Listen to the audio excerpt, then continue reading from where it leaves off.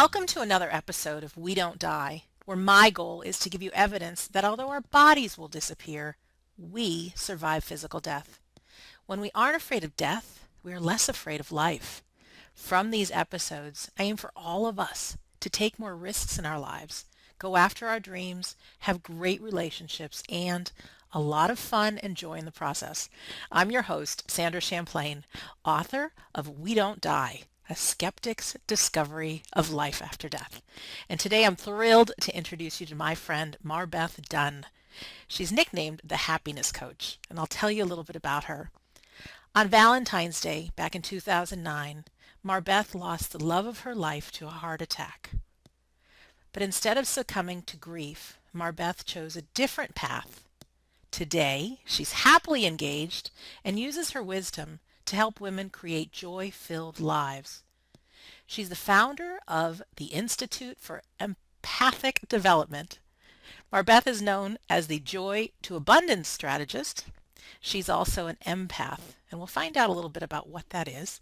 Intuitive, speaker, co-author of an Amazon bestseller called Conversations That Make a Difference. Shift Your Beliefs. MarBeth is president of the Greater Miami Holistic Chamber of Commerce. She's a coach, she's a mentor, she's the TV happiness expert, and the host of Having It All TV. Her inspiring work has been featured on Fox, NBC, CBS, the CW in San Diego, and she's also been a regular guest on Good Morning Florida Keys. And I am absolutely thrilled to have on our show today MarBeth Dunn. So MarBeth, welcome to We Don't Die Radio. Woohoo! So nice to be here, Sandra.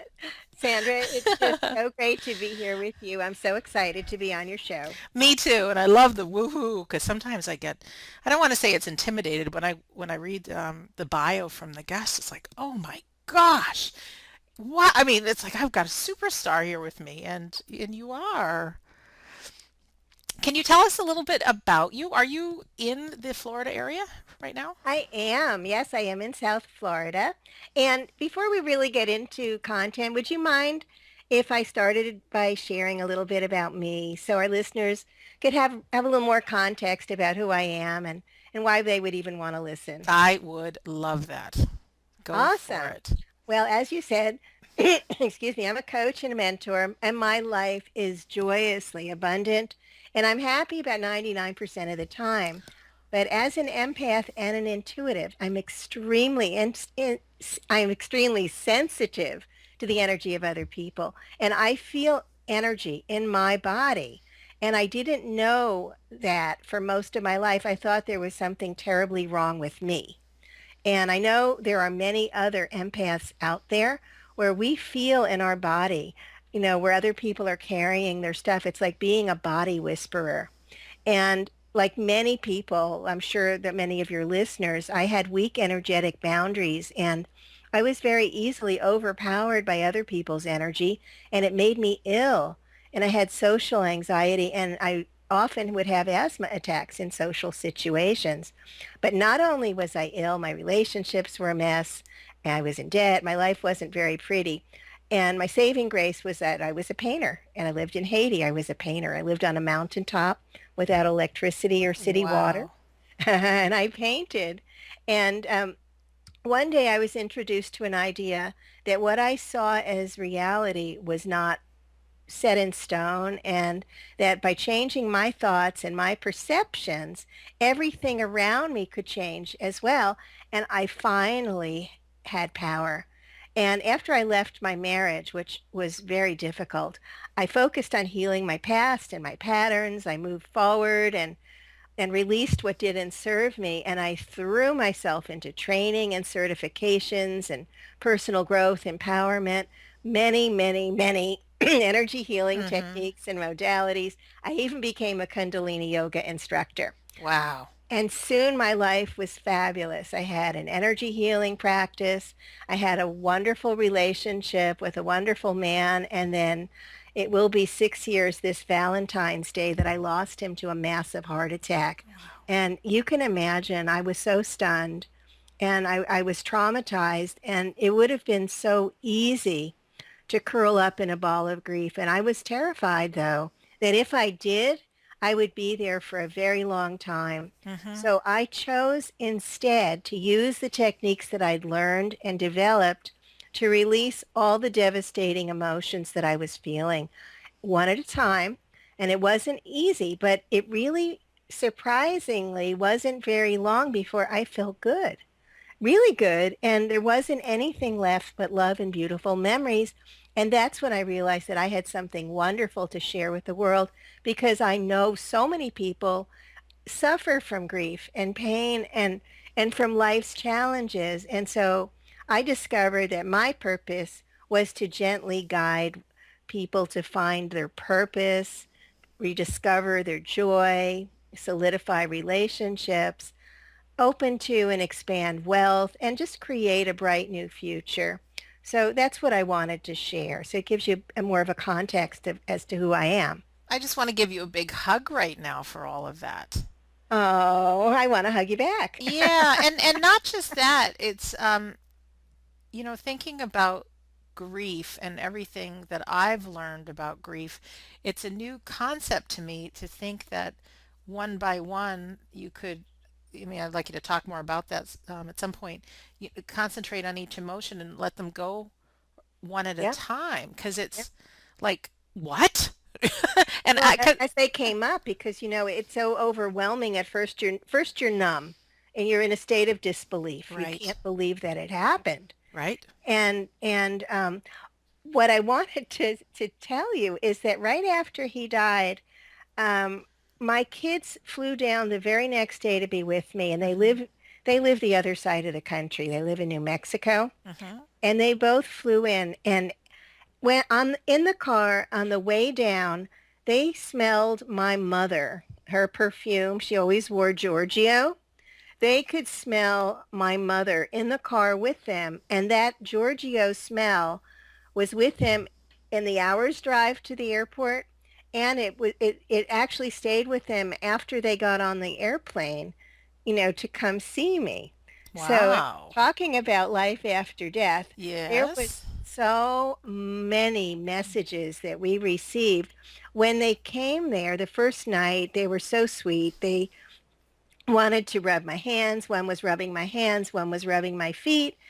And my daughter said, it was dark, and I had a candle burning on my dresser. And my daughter said, what's that blinking on your dresser? And I said, that's the candle that I lit for Harold. And she said, no, there's something else. And there was a pin that he had given me for New Year's, one of those little blinking neon pins. Mm-hmm. It had said angel on it, and it was blinking. So it just started simultaneously, just on its own, spontaneously, just Uh-huh. to blink. So that was the first thing. The second thing that happened was we were driving, and I had an iPod in the car, and they always start at the beginning of the song. My daughter put on the Joker, Steve Miller Band, and Mm-hmm. right in the middle of the song, it started and it said, don't you worry, mama, because I'm right here, right here, right here at home. And, my daughter totally was like, did you hear that? Um, but the next weekend, I had already signed up to take a seminar in matrix energetics, Mm-hmm. and my friends were coming to stay with me, and I really felt like I needed their support, because there's something about having the support of really wonderful, loving friends that is especially needed when you've gone through an experience that Definitely. so devastating. Mm-hmm. So they said, you don't have to do this. I said, yeah, I'm going to go to this. I'm going to go to this. I'm going to do it. So the first day I was, I caught bronchitis, because so often, grief sits in your lungs. And so immediately I got bronchitis. And but so I went to this event, coughing and hacking, and I imagine I looked like hell. And the first day I just hung out with my friends, all the women, and we got up, we would, they would have little breakouts of, practice sessions. The second day I stood up to go with my friends, and the hottest guy in the place walked up to me, and he said, MarBeth, would you practice with me? Now, I did not look good. I felt bad. And, here this guy shows up. And so I got up to practice with him, and this other guy taps him on the shoulder, and he wants to practice with me. And right behind him is another man. And I'm thinking, what What's the going heck is on? going on? So I go back to my seat. The guy in front of me swivels around almost like the exorcist to talk to me.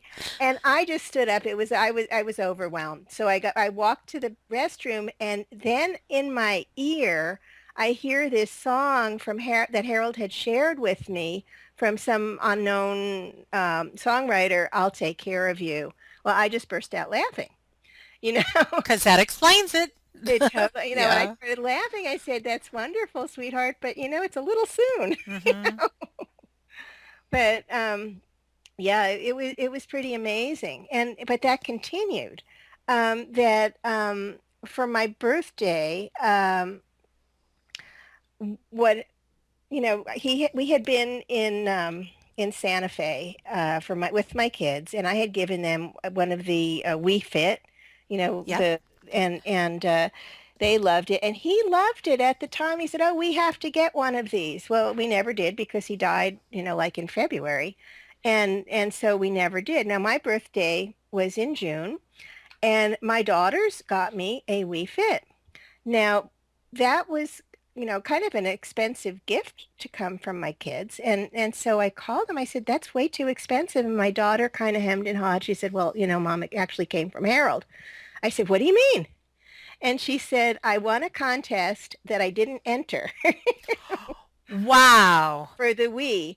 And I also received a dozen roses from a friend who has never before or since bought me roses on my birthday." And, so I knew where they came from. These, Wow. How yeah, do you win a contest that you don't enter for just an item like that? I don't know. I mean, He arranged it. that gave me goosebumps. I mean, that I got them right in my arms right now. And then the other thing that was the last thing was so interesting was when used to fly to see my kids, I'd fly into Albuquerque, New Mexico, and then I'd have to drive an hour, rent a car, drive an hour to Santa Fe. And I really didn't want to go back because the last two times I had been there with Harold, I didn't want to do it. And so my kids are, pushing me, "You have to come, you have to come." So I went online and I found a flight that flew directly into Santa Fe. That had never happened before. So I booked the flight.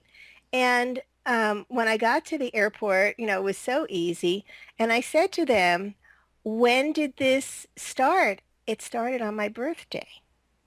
Now, is that a coincidence? I don't think I so. don't think so.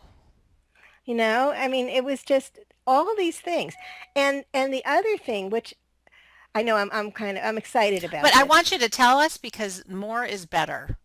Well, when Harold died, this is kind of a very interesting story too.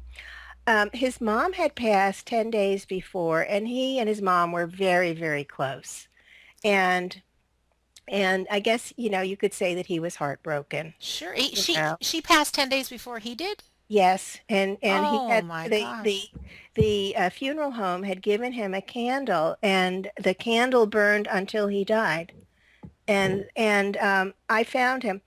Well, I had gone home the night before because I was taking a drawing. I was in a drawing group at the university, which was south, and so the night before I was at his place, and he said, "I'm just not feeling good." And so I do energy work, and I just at that time I was just doing Reiki, and I led him through a guided meditation. He said, "I feel so good when you're here, and then, I just don't feel so good afterwards."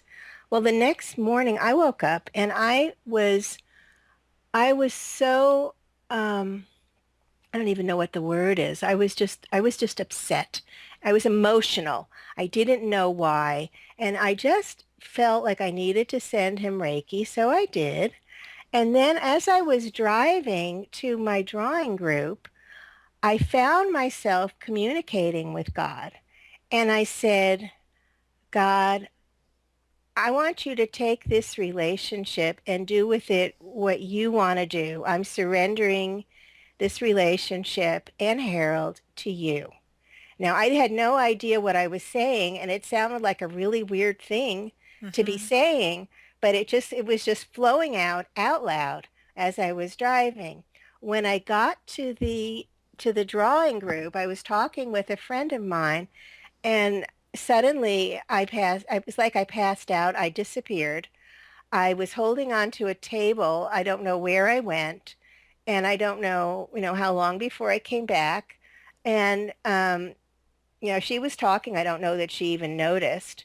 And, because I was holding on, but I was gone. Mm-hmm. And then at lunchtime, I just found myself, I was just tearing whenever I talked about him. Tears would just run down my face. And I kept calling, couldn't reach him. And and then we were supposed to go to a concert that night with George Winston, a very romantic Yes, yes. Valentine's Day concert.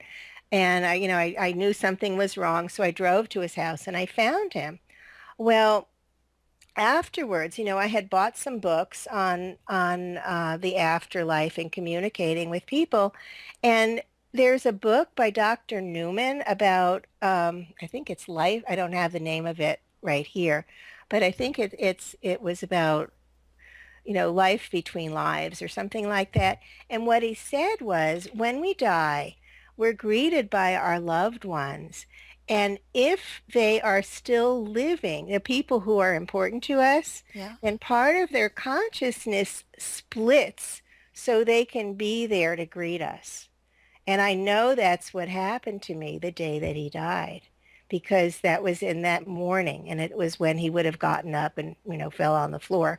But so I'm totally convinced that I was there to greet him. That's incredible. Yeah. So I wanted to share that because, so many of the things that happened could have been, you could have said, oh, that's just a coincidence. Oh, that's just a coincidence. But you have to have an open mind and recognize that, you know, these things happen. They're there and they communicate with us. And I mean, it's really, it's a beautiful connection to be able to feel that love that continues, because there really is no death. The love just continues. Isn't that a beautiful thing? Yeah, it really is.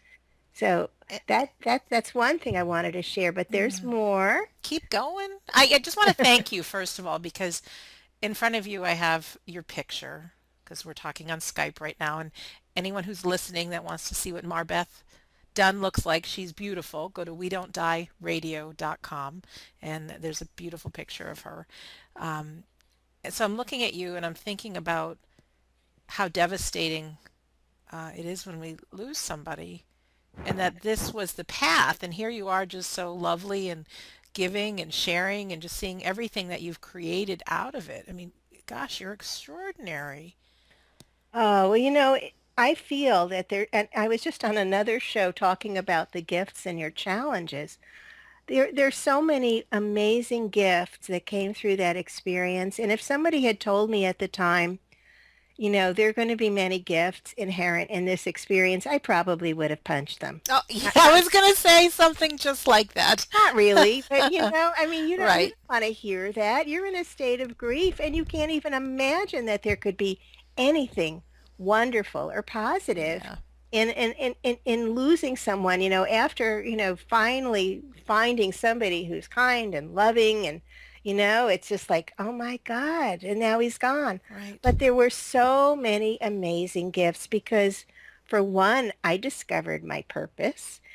And a second thing is that I was able to grow and discover depths within myself that I didn't know that I had, and you Yeah. don't know that until, that it's like the prophet, Khalil Gibran, when he talks about joy and sorrow and how your sorrow just etches such a deep, that knife that carves. I mean, no, I'm saying it wrong, That's but okay, because I'm you know, not familiar with it. So oh, you have to read The Prophet. You're going to love it. can okay, can you send me a link I to will it, and then definitely send you a I'll link. put it with the episode on the website. Yes, Okay. do. Okay. And so the knife that carves out your sorrow also gives you a greater space to hold all of your joy, you see. Oh, I butchered it because that's he said okay. much more poetically, but it's really, really beautiful.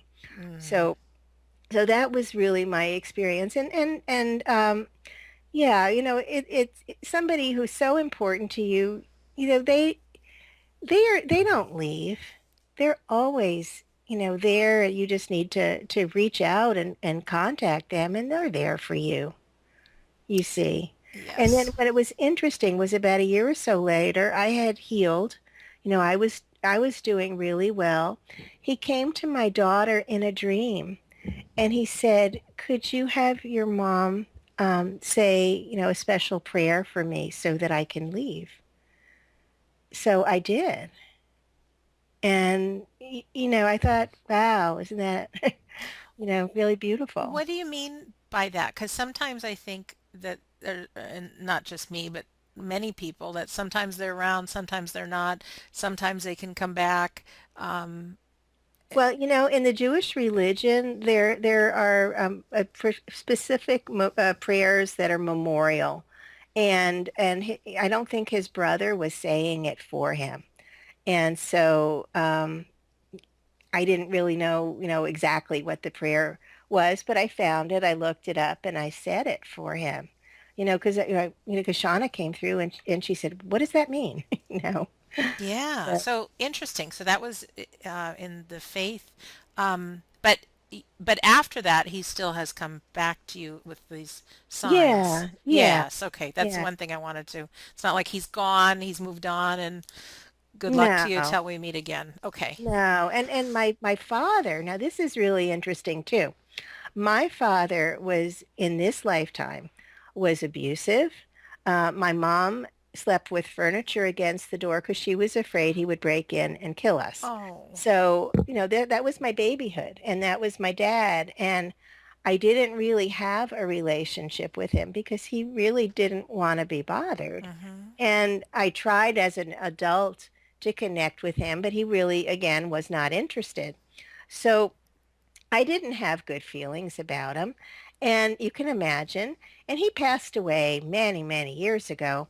And so I was very surprised. A friend of mine was doing some energy healing on me, and she said, "There's a doctor here, and he would like to help." And I said, "It's my father." Remember, I'm an intuitive. I said, "It's my father, and yeah, it's fine." And she said, "How do you know? How do you know it's your father? Describe him." So I described him, and she said, "Yep, that's him." So the next morning, she called me and she said, "That doctor is back and he wants you to connect with him." And I had very mixed feelings, as you can imagine. Yes. I did not really want to, but when somebody, reaches out from the other side, I honor that. So I went into my little energy room and I sat on a cushion and I went into a meditation. And the next thing I knew, Sandra, I was surrounded by the most amazing, amazingly beautiful, unconditional love that I've ever, ever, ever experienced. It was so profound and it was all around me and I was stunned. And, and so I said, in my mind, I said, "What is this? How can this happen? What is this?" And he told me that he had always loved me, that he would always love me, and that we had contracted before we were born to have the experiences that we did for our growth. Wow. And I sat there and Sandra, I had tears streaming down Sure. my face, but I forgave him. And what an amazing lesson that was. And what a blessing that he came back to share with me. You can look at people in your life and hate them or hate their actions and be frustrated and be a victim to it all. And I mean, what if we just looked at it from the perspective of this? person, we made this agreement and this, I'm learning something about this. And, in the moment, we might not feel the, the learning or the growth, but that might give us a little bit more peace than just making somebody wrong. Now, the way that I see it now is that we are eternal beings. I do believe that we are eternal beings, and our spirit is just so vast and limitless. We're Hmm. created in the image of God. And what is God but spirit? And as humans, we come into each incarnation and we're playing a role like we are on a stage. So in this particular lifetime, he came in as an abusive, um, I guess, narcissistic doctor, as my parent.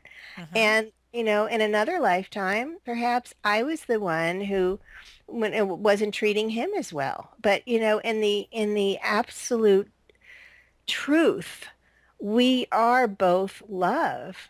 We just, kind of come into different lifetimes to play an experience, and it just gave me a much broader experience of what our lives are and the capacity and how much love he had to come and play this abusive father for me.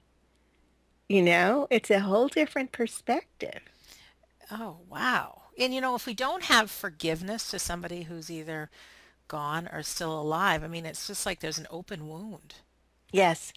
And those wounds continue. When I work with people, I continuously see that they are self-sabotaging, or they're not able to create the finances that they want or the relationships that they want because they still have these unhealed wounds.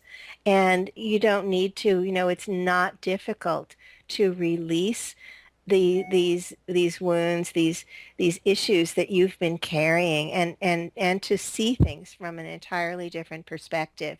And when you can, that's where your power lies. How do you start to get to those things, though? Well, first of all, you want to go easy on yourself. You don't Mm-hmm. want to assume that, I should be over this by now, and I should be able to forgive them, and I should be able to let this go, because then you're shooting all over yourself, and you don't want to do that, right? But you want to just go easy, and just recognize, okay, I'm still feeling these emotions, but what if I could feel something differently? Mm-hmm. And you don't answer that question yourself. You're actually using an open-ended question that you're just putting out there. You're allowing a different outcome. You're opening yourself up to possibility, because there's so many possibilities out there. When we assume that this is the way things have to be, well, we've just limited ourselves into Right. that very narrow situation. But what if I could feel differently? What if I could be free of these feelings that weigh me down, that I'm carrying around like this huge albatross around my neck? Yeah. What if I could let that go? What would that feel like? And you just kind of put it out there. And that, I think, is the first step, because that's when you start to open yourself up to, well, maybe there's something different. Maybe I could feel this differently. And that's when things can start to shift. I love that. I mean, even the past few days, I've been, I don't want to say meditating, but maybe quieting my mind and doing listening to some different audios and things. And MarBeth, the new ideas that have come to my mind, it's like, where the heck did that come from? And so, by just even what you're saying right now, when we can ask a question, what if I could feel something else? And just to know that possibilities really are endless.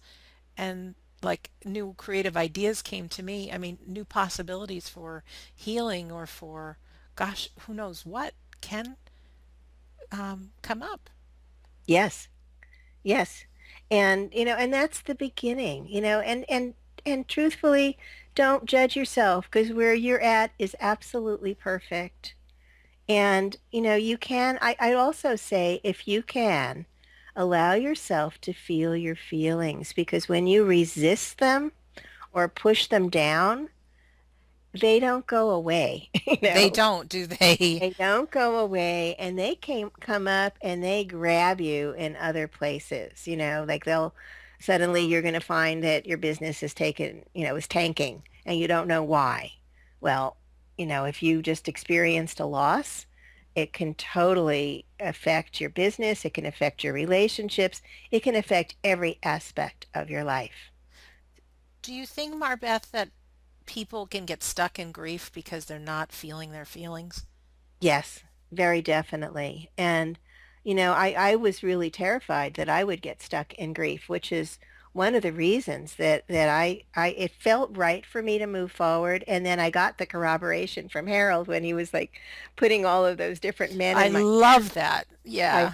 it was hilarious. But, it was, he had a great sense of humor. What can I say? It sure makes things easier when we believe that they're still around. More than faith, it's just this knowing that they are. But feeling feelings can be very hard. I mean, when my dad died, it was devastating, and my mom's still on the planet, and I'm even closer to her, and I can't even imagine like going through it again because I think we get afraid of feeling feelings. Oh yeah. And once you've experienced, if you've experienced, the passing of your dad and it was so huge, and then, your mom passes, it just builds. One builds on the other, that whole grief scenario.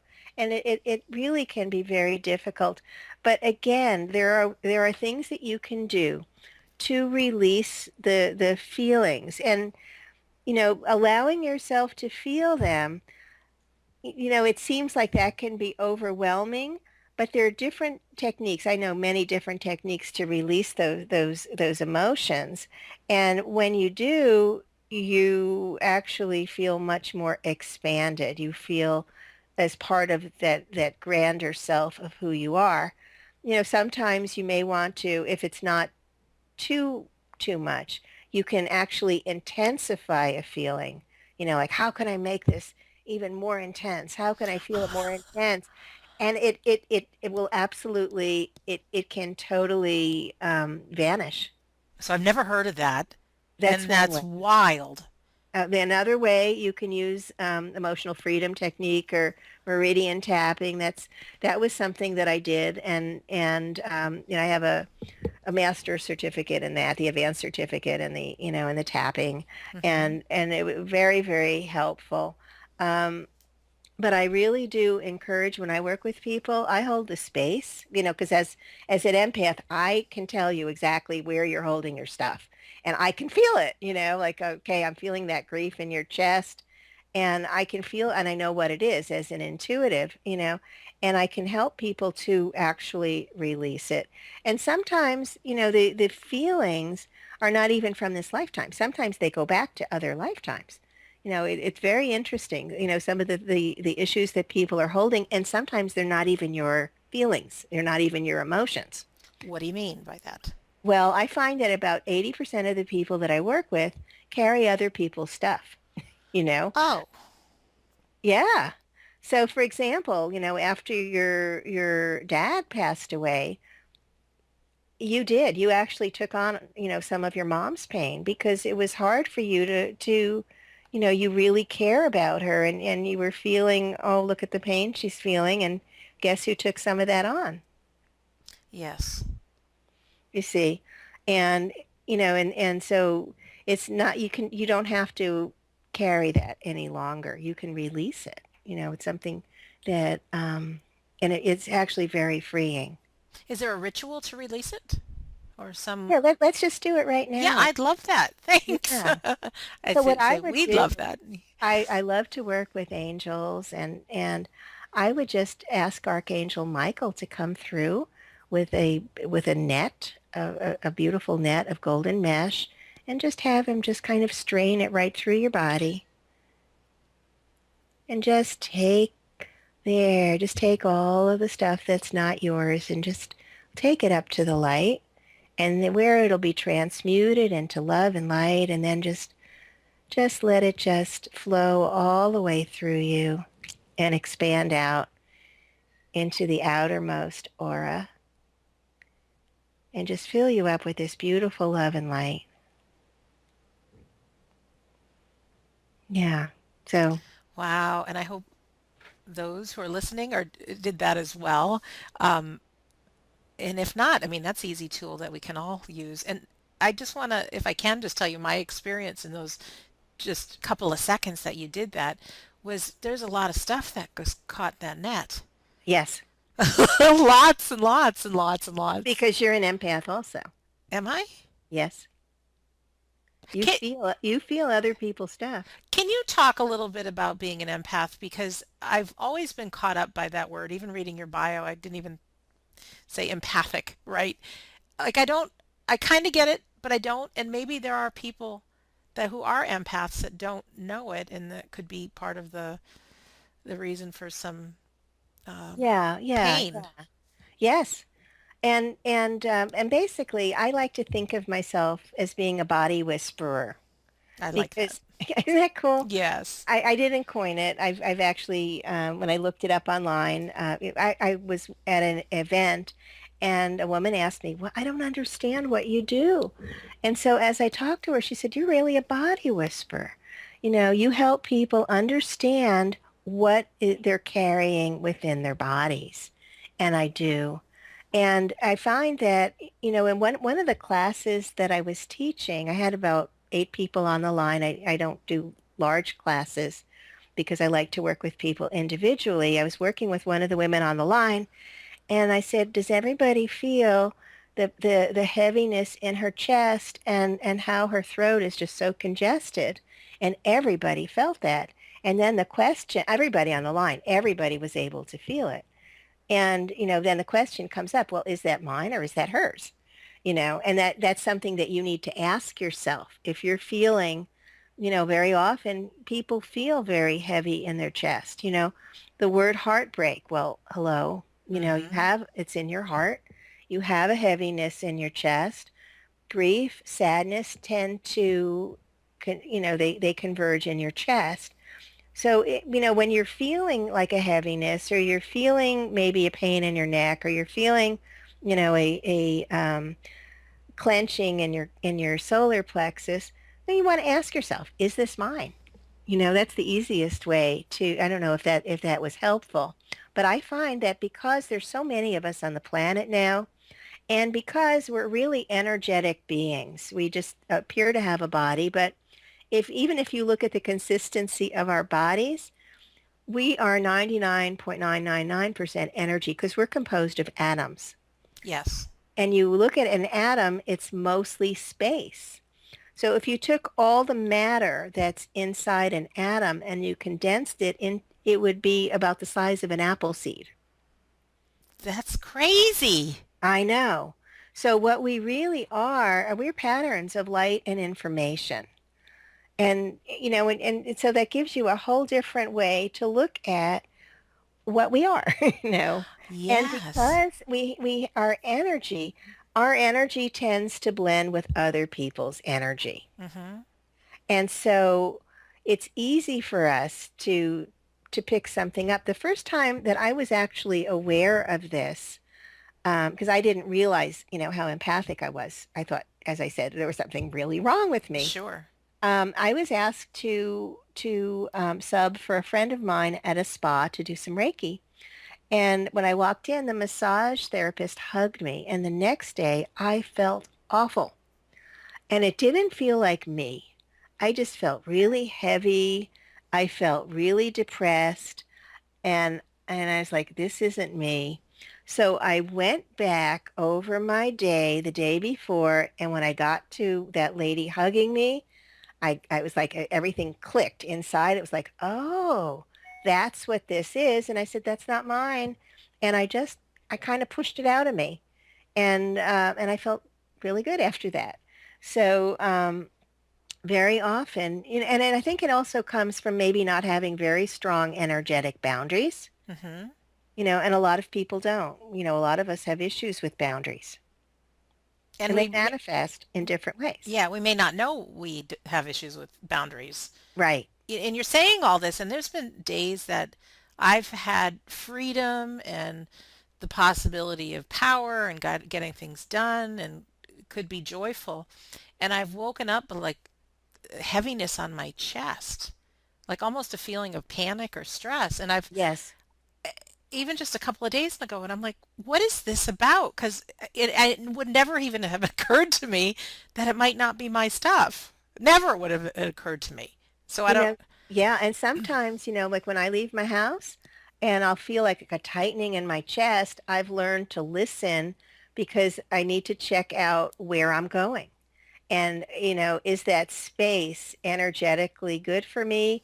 Do I need to protect myself in some way? Or do I need to look at who's going to be there and harmonize what's going on? Um, sometimes that happens, and I have to pay attention to it because when I don't, I end up in trouble.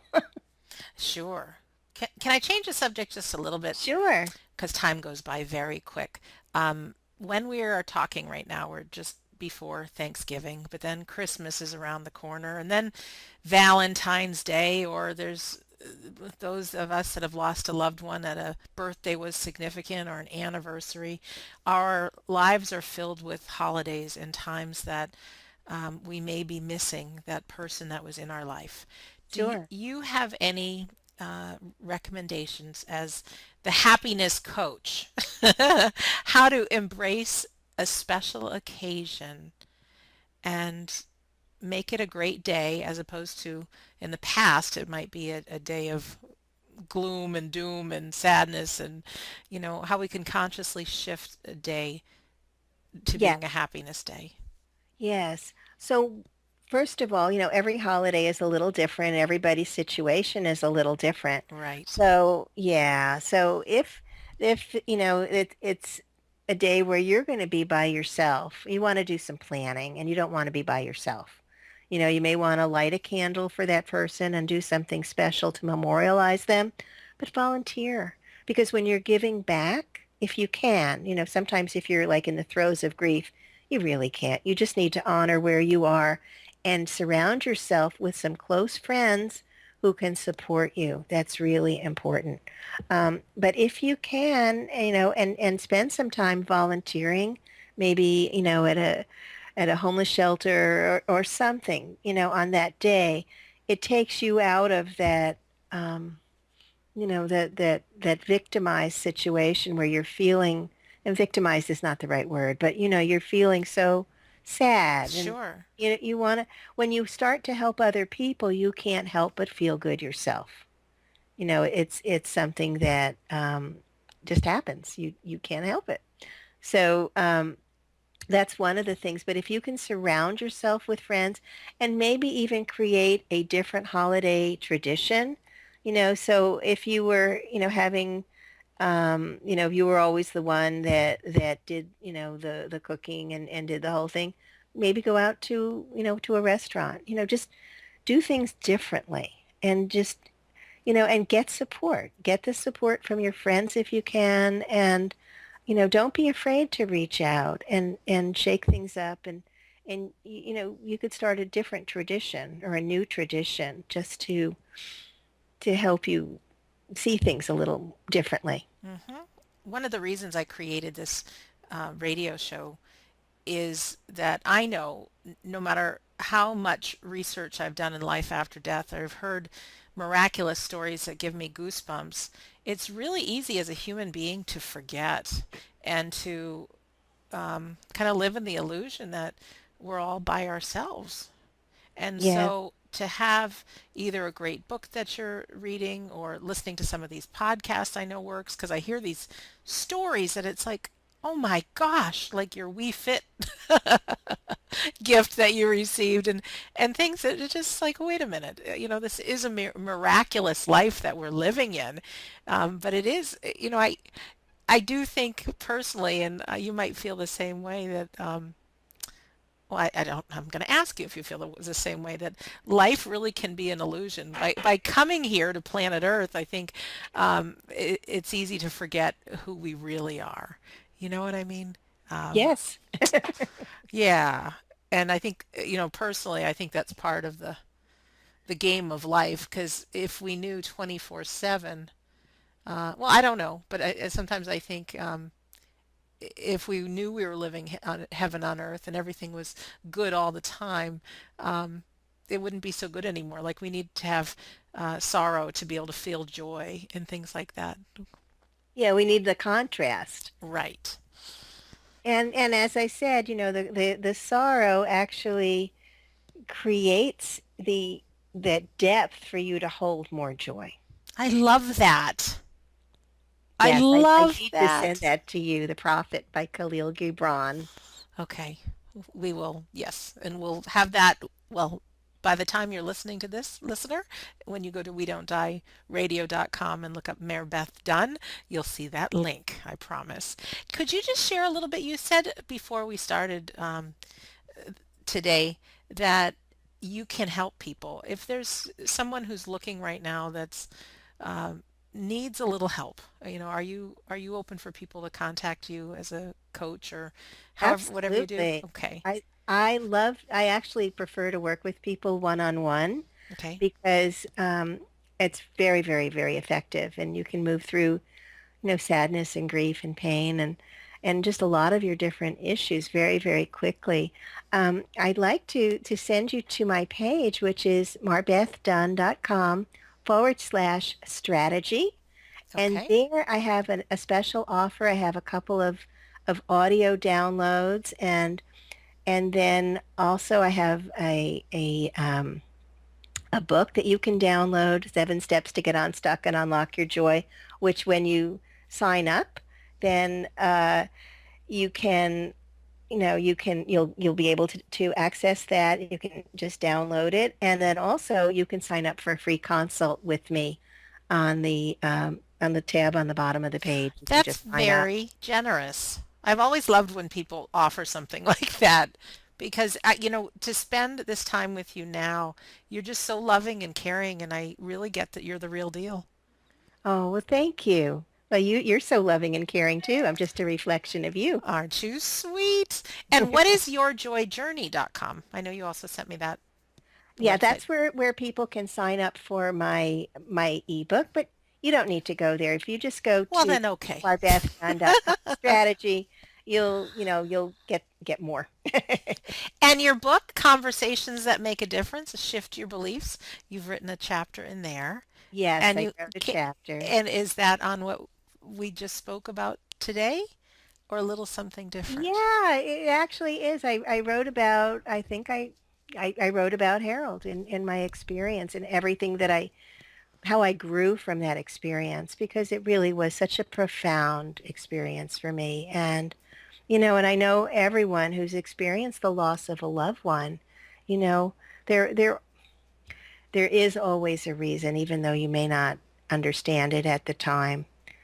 And just open yourself up to possibilities that there are benefits in everything that you experience.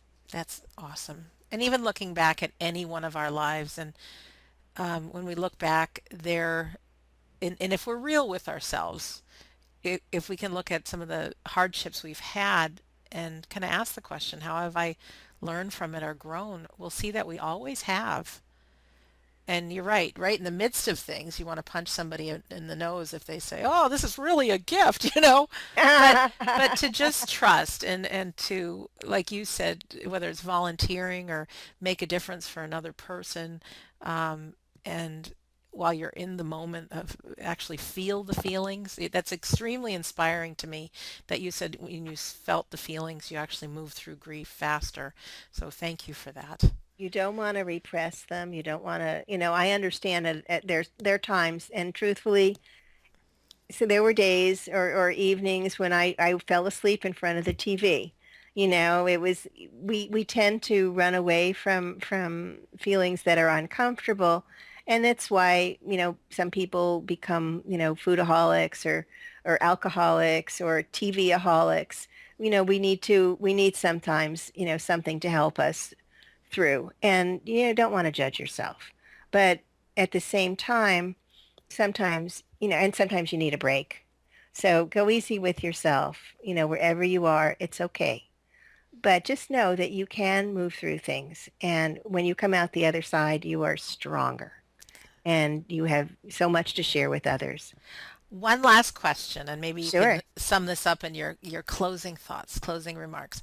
As the happiness coach, or from where I sit, I usually like the guest to say something that can empower our listeners right now, today, like really right now. Do you have something as the happiness coach to share? A tip, a trick, something, maybe an action step that we can take to add in a little happiness right now for today? Sure, absolutely.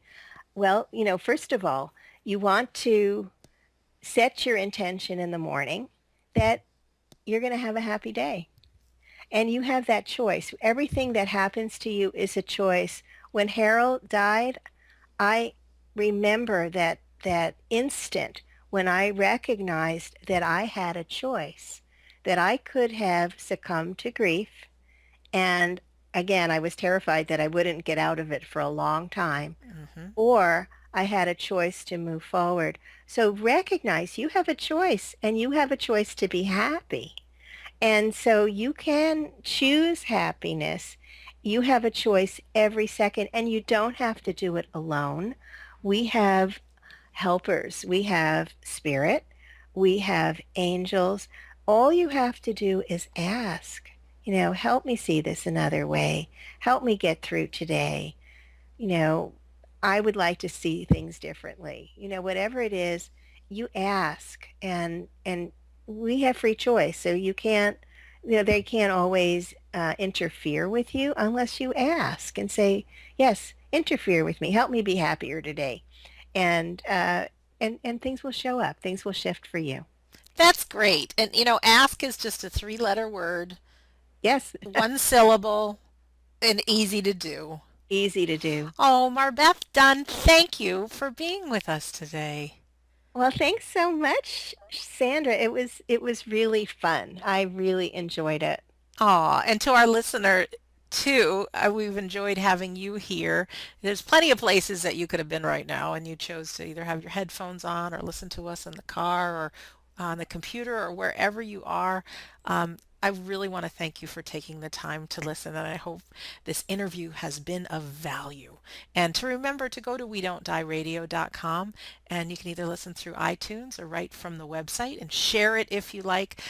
I do believe that life is an education for the soul and that your life here on earth is important. And really, from the words of MarBeth Dunn, where you are right now is perfect. You can ask, could I be feeling something else? The painful things in our life really can be a gift. And just those final that last word she said is just ask. We have an invisible force around us. I think of our not only our spirits and angels, but our family members that maybe we have loved and lost, that they're still around. And so with that, I'd just like to close the show. I thank you for listening, and we'll see you soon.